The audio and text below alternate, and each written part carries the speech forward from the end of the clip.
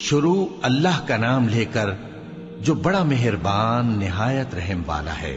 الف لام را، یہ کتاب روشن کی آیتیں ہیں۔ ہم نے اس قرآن کو عربی میں نازل کیا ہے تاکہ تم لوگ سمجھ سکو۔ اے پیغمبر، ہم اس قرآن کے ذریعے سے جو ہم نے تمہاری طرف بھیجا ہے تمہیں ایک نہایت اچھا قصہ سناتے ہیں، اور تم اس سے پہلے بے خبر تھے۔ جب یوسف نے اپنے والد سے کہا کہ ابا، میں نے خواب میں 11 ستاروں اور سورج اور چاند کو دیکھا ہے، دیکھتا کیا ہوں کہ وہ مجھے سجدہ کر رہی ہیں۔ انہوں نے کہا کہ بیٹا، اپنے خواب کا ذکر اپنے بھائیوں سے نہ کرنا، نہیں تو وہ تمہارے حق میں کوئی چال چلیں گے۔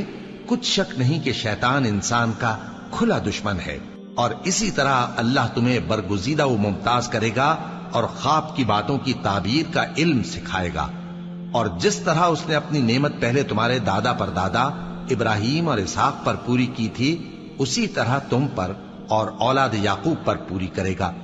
بے شک تمہارا پروردگار سب کچھ جاننے والا ہے، حکمت والا ہے۔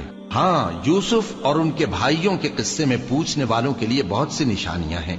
جب انہوں نے آپس میں تذکرہ کیا کہ یوسف اور اس کا بھائی ابا کو ہم سے زیادہ پیارے ہیں، حالانکہ ہم جماعت کی جماعت ہیں، کچھ شک نہیں کہ ابا کھلی غلطی پر ہیں۔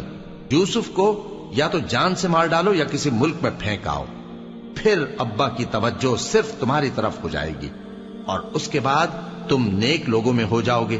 ان میں سے ایک کہنے والے نے کہا کہ یوسف کو جان سے نہ مارو، کسی اندھے کنویں میں ڈال دو کہ کوئی راہگیر اسے نکال کر کسی دوسرے ملک میں لے جائے گا۔ اگر تم کو کرنا ہی ہے تو یوں کرو۔ یہ مشورہ کر کے وہ اپنے والد سے کہنے لگے کہ ابا جان، کیا سبب ہے کہ آپ یوسف کے بارے میں ہمارا اعتبار نہیں کرتے، حالانکہ ہم اس کے خیر خواہ ہیں؟ کل اسے ہمارے ساتھ بھیج دیجئے کہ خوب میوے کھائے اور کھیلے کودے، ہم اس کے نگہبان ہیں۔ انہوں نے کہا کہ یہ امر مجھے غمناک کیے دیتا ہے کہ تم اسے لے جاؤ، یعنی وہ مجھ سے جدا ہو جائے، اور مجھے یہ بھی خوف ہے کہ تم کھیل میں اس سے غافل ہو جاؤ اور اسے بھیڑیا کھا جائے۔ وہ کہنے لگے کہ اگر ہماری موجودگی میں کہ ہم ایک طاقتور جماعت ہیں اسے بھیڑیا کھا گیا تو ہم بڑے نقصان میں پڑ گئے۔